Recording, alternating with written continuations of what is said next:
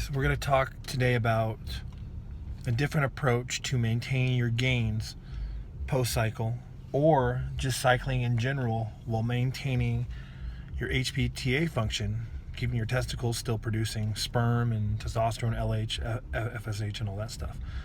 So it's a method that people I'm sure are familiar with. It's nothing too new.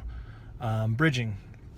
And what that is taking the right compound upon rising in the morning, and then it has to be the right compound in the fact that it's not highly suppressive, so it cannot aromatize into estrogen, because anything that aromatizes into estrogen is going to have a greater degree of shutdown on your endocrine system.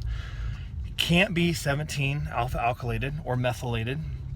Anything that's methylated prolongs in your body.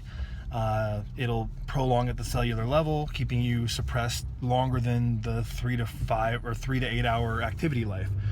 So what you would do is, this is all just for food for thought, hypothetical of course. Upon rising, let's say you hypothetically woke up at 7 a.m., you would take a dose of, for example, primobolan acetate tabs, which are not 17 alpha alkylated. They are methylated, I believe, in like the first position perhaps, but it's not very stressful on the liver. Or you would take something like testosterone suspension, which of course is injection, but it's in and out of your body rather fast. And you would take such a minute dose, like 25 milligrams or maybe 40 milligrams, that not much hopefully will aromatize. And you would also, you can employ something, that is 17 alpha alkylated, something like an Anavar, but in a low enough dose, 25 to 30 milligrams, you still could have some function. And so what happens is you get some anabolic activity upon rising with that anabolic dose in the morning. You prioritize your workout in that same period in the morning time. So protein synthesis is heightened, you're anti-catabolic, all that good stuff. You get a better muscle pump, you feel fuller.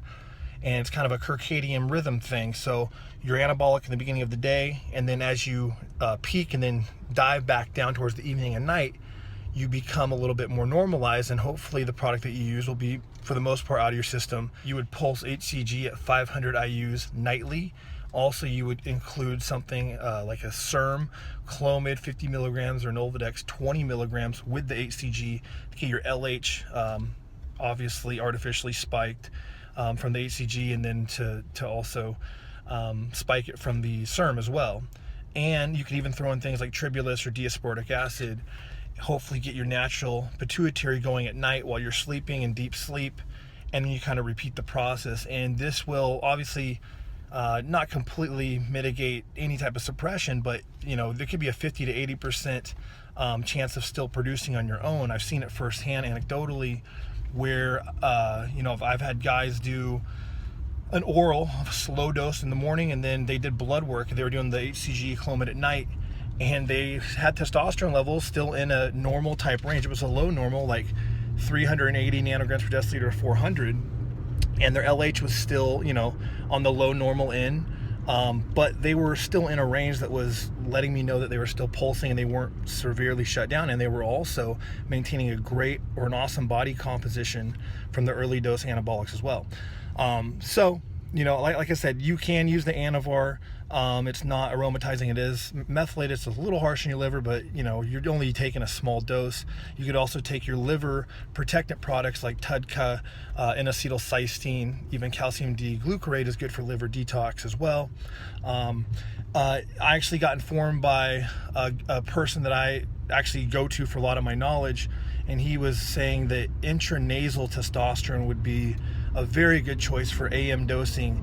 It's almost instantaneously in your blood, faster than intramuscular injection. It would be comparable to an IV injection of test suspension intranasally, and it'd be also similar to perhaps something sublingually, which goes in the blood rather rapidly. And another option is Andriol, which is the testosterone undecoinate. A little harder to get, pretty expensive. It's a pharmaceutical product. I don't know many underground labs that actually produce Andriol, but that's another option too. Back in the day, they thought that Dianabol was a good 10 milligrams Dianabol upon waking. Once again, like I said, guys, it's harsher because it does aromatize readily, and it kind of lingers in your system. Plus, it's methylated, so it's a double whammy. And here's the thing: I kind of did this I didn't kind of do it. I did do this in 2006 with, which wasn't the best choice, but I did Winstrol, just an injectable upon waking, and I was still able to maintain testicular function. My testicles were volumizing, were atrophied, and I was the leanest and strongest I'd been, and it was only 25 milligrams a day. That's all I took, and I was doing some of the strongest lifts of my life, to be honest with you, and I wasn't shut down completely. So it is something that does work, and I'm not recommending anything. It's just something, just to think about other ideas. I'm just trying to share some different viewpoints here. And yeah, there you have it. Just kind of keep, everyone gets kind of demotivated when they come off cycle, but if you can have a little bit of ammunition to keep you a little fuller, keep your body composition better, but then of course do blood work on top of it, because you want to make sure you're healthy while doing such a protocol. I mean, that'd be stupid to be unhealthy and you don't want to just keep carrying on your cycle, but if you're actually getting your testicles still functioning and your liver's okay and your blood pressure's good, then you're good to go. So there you have it. There's another idea to ponder, and that is today's In the Car.